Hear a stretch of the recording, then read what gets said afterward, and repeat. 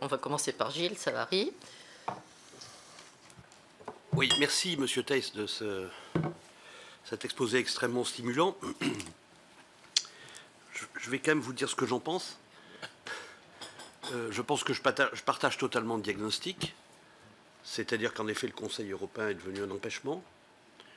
Il est devenu sous deux influences. La première, c'est qu'il y a une équivoque originelle à la construction européenne. À part un petit club d'intellectuels, aucun peuple n'a été lancé dans la construction européenne pour le fédéralisme. Et nos discours politiques restent encore très imprégnés d'intérêts nationaux à Bruxelles. Il faut défendre les intérêts nationaux à Bruxelles. Et il me semble que ce discours a malheureusement une très grande légitimité. J'y reviendrai. Et la deuxième chose, c'est que les institutions communautaires, on peut le regretter, ne sont pas des institutions aptes à gérer les crises. Et les crises donnent de la force au Conseil. C'est pour ça que le Conseil est très puissant. Crise des subprimes, crise des migrants. Là, les peuples attendent que les chefs d'État et de gouvernement prennent des décisions rapides. Et la Commission en est pratiquement démunie.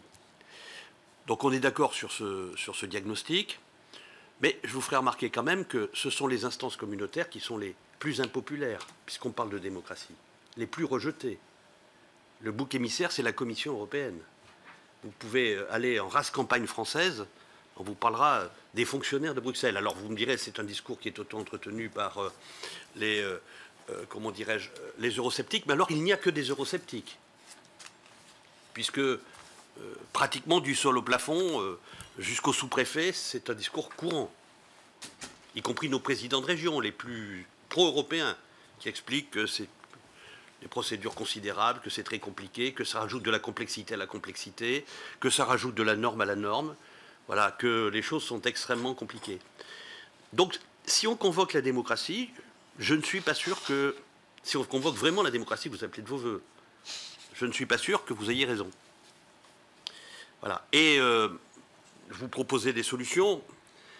Moi, je pense, parce que je suis exactement comme vous, je pense qu'aujourd'hui, l'Europe est en très grand danger parce que, institutionnellement, il n'est pas possible qu'un projet aussi puissant et aussi nécessaire dépende des humeurs politiques conjoncturelles nationales. C'est-à-dire une alternance. J'ai promis que nous partirions, donc nous partirons, nous sortirons. J'ai promis, lors de la campagne électorale, un référendum. Il y aura donc référendum. Donc l'Europe aujourd'hui est en réalité sur un volcan. Elle peut disjoncter tous les matins à la suite d'une campagne électorale ou d'une difficulté. Donc il faudrait un traité de démocratisation de l'Union, c'est-à-dire qui verrouille un peu un certain nombre de choses. Il n'est pas supportable que les Anglais, en disant non, bousculent tous les autres peuples. Et éventuellement, d'ailleurs, s'installe ou installe demain une zone franche fiscale pour nous mettre en difficulté. Ça n'est pas supportable. Et pourtant, c'est le cœur de réacteur de nos institutions. C'est-à-dire que la souveraineté, et aujourd'hui la souveraineté, les peuples la demandent par le référendum. On sait ce que c'est que les ambiguïtés du référendum. C'est Napoléon III qui a mis en place le plébiscite. Victor Hugo était évidemment hostile à ce plébiscite, il y voyait un outil des totalitarismes, vous voyez ce que je veux dire. C'en est un, oui, mais c'est aussi la démocratie directe de la part de certains citoyens très sincères, le référendum. Donc nous sommes dans une très grande difficulté, et donc moi je pense qu'il faudra un traité de démocratisation qui dise par exemple, on instaure un référendum européen sur les affaires qui sont les affaires de souveraineté, enfin, les compétences totalement déléguées. Vous voyez ?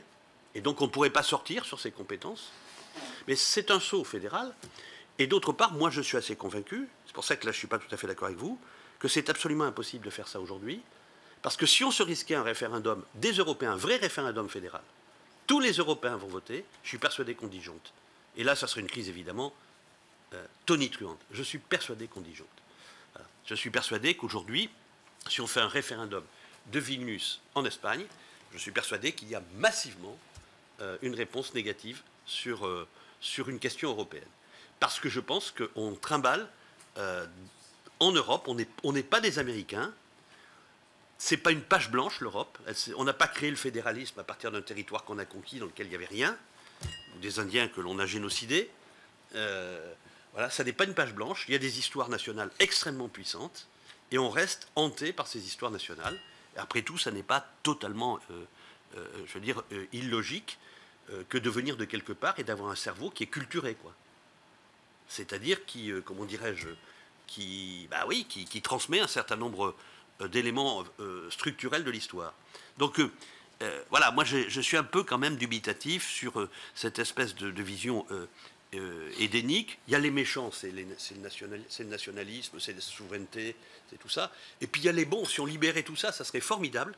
Si on disait au peuple, votez pour l'Europe, de façon enchanteresse, il y aurait un oui qui déborderait tout le monde et qui mettrait tous les nationaux en difficulté. Je ne le crois pas. Voilà. Je ne le crois pas. Et je dis hélas, parce que je suis plutôt fédéraliste. Voilà mon point de vue. Excusez-moi de ne pas vous poser de questions. Si ce n'est celle de vous dire qu'à mon avis, il faudrait un traité.